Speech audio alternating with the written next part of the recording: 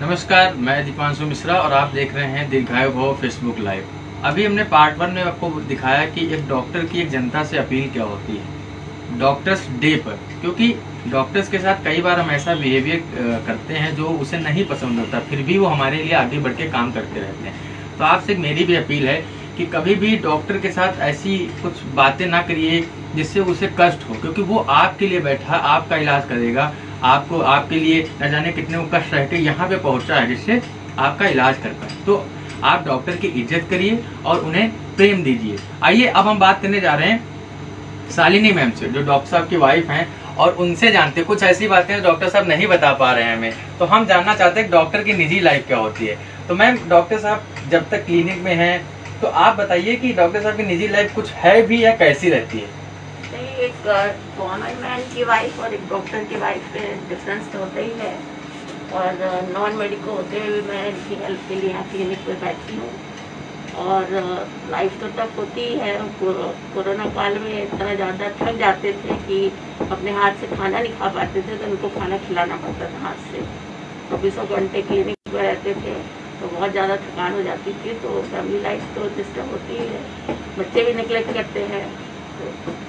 Ma'am, सब हर बच्चों का मन होता है कि उसके पिताजी जब आए उनसे मिले, बातें करें, तो कैसा होता था घर पे बच्चों का प्रतिक्रिया जब किसी ना मम्मी से मिल पाते हैं ना पापा से मिल पाते हैं? बच्चे बहुत मिस करते हैं, लेकिन बच्चे बड़े हैं, समझदार हो गए हैं कि पापा की जरूरत क्लिनिक में ज़्यादा है, तो फिर वो उसी तरह सब लोग एडजस्ट कर लेते हैं और पापा की हेल्प के लिए थोड़ा परेशान भी रहते हैं।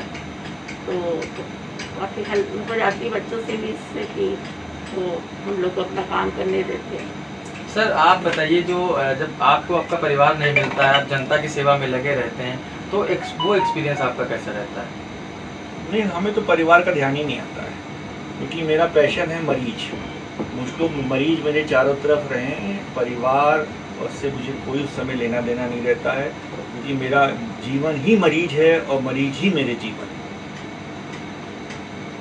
तो आपका उद्देश्य है बस जनता की सेवा करनी है? हाँ, मतलब जनता ये ना समझे कि ये डॉक्टर साहब बहुत पैसा कमा रहे हैं, ये पैसा अपने से इतना कमा रहे हैं कि बोरियों भर के ले जाते हैं, ये बिल्कुल गलत बात है।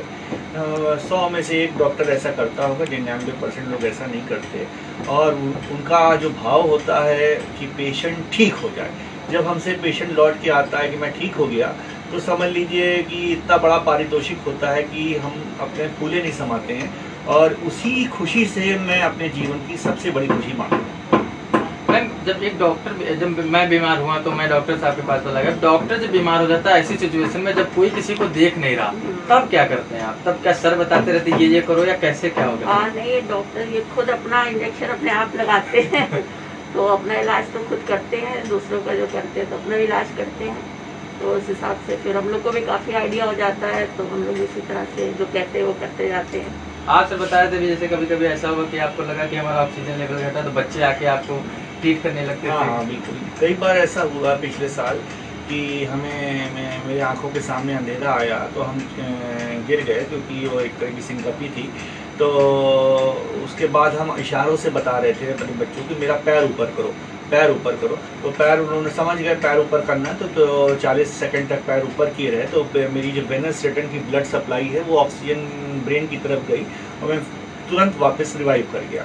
तो कई बार ऐसा भी करना पड़ता है कि डिस्लिक हो जाते हैं 24 घंटे 48 घंटे काम करने से, तो कार्डियक मसाज भी करानी पड़ती थी बच्चों से अपने कि कार्डियक मसाज कर दो तो हम थोड़ा सा एक्टिवेट हो जाएंगे। तो इस तरह से अपने को जीवित रखने की कोशिश भी की। और खाना तो आप ज़्यादा खा नहीं सकते, क्योंकि अगर लगातार काम करेंगे तो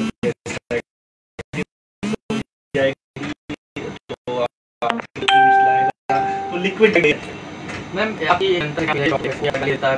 आपने देखा है उसको, तो आपकी क्या अपील है जनता? जब इस तरह के पेशेंट आते हैं और इस तरह का व्यवहार करते हैं तो बहुत ही ज़्यादा दुख होता है कि जो इंसान एक 15 साल 14 साल के बाद यहाँ पर आया है और फिर आके उसको गाली सुननी पड़ रही है, तो आंखों में आंसू आ जाते हैं। तो हमारी यही अपील है कि इस तरह का व्यवहार डॉक्टरों से ना करें, क्योंकि वो जिस आज यहाँ पर हैं, बहुत मेहनत और तपस्या के बाद वो आज इस जगह पर बैठे। और इस बात में हम एक बात जोड़ेंगे लोगों से कि अगर आप हमारे देश में डॉक्टरों की इज्जत नहीं करेंगे तो आने वाली जनरेशन को हमारे देश में इलाज नहीं मिलेगा, उनको विदेश जाना पड़ेगा, या सबके पास ऐसी क्षमता होती नहीं तो वो ठीक नहीं होंगे। तो प्लीज़ डॉक्टरों की इज्जत करें, डॉक्टरों को चोर कहना बंद कर दें। डॉक्टर हमारे देश के एसेट्स हैं, उनको संभाल के रखें, तभी आप दीर्घायु को प्राप्त होंगे। इस वजह से बच्चे इस लाइन में आने से डरने लगे हैं कि हम जब पढ़ के इतना मेहनत करके आएंगे तो हमारे साथ ये व्यवहार होगा, तो बच्चे अब थोड़ा कतराने लगे हैं मेडिकल लाइन में। इसीलिए आपने देखा होगा कि ज़्यादातर लोग मैथ साइड जाते हैं, बायोलॉजी जाना ही नहीं चाहता कोई। तो कहते हैं 14 साल मेहनत करो, 14 साल तक बेरोजगार रहो, उसके बाद जूते लात खाओ, FIR झेलो, दुनिया भर के प्रकरण होते हैं। तो ये बहुत दुख की बात है। तो इसमें हम सरकार से भी अपील करेंगे कि डॉक्टरों को कुछ सुरक्षा प्रदान की जाए, कुछ पारितोषिक दें। पारितोषिक का मतलब पैसा नहीं होता, केवल सम्मान ही होता है। सम्मान होगा तो जनता जानेगी कि सम्मानित व्यक्ति है, तो उसकी इज्जत करना सीखेगी। तो हमारे देश में डॉक्टरों का उत्साह बढ़ेगा, नई जनरेशन अच्छे दिमाग इसमें आना फिर चाहेगा, और फिर से हमारे देश के डॉक्टर पूरे विश्व में राज करेंगे। जय हिंद, नमस्ते।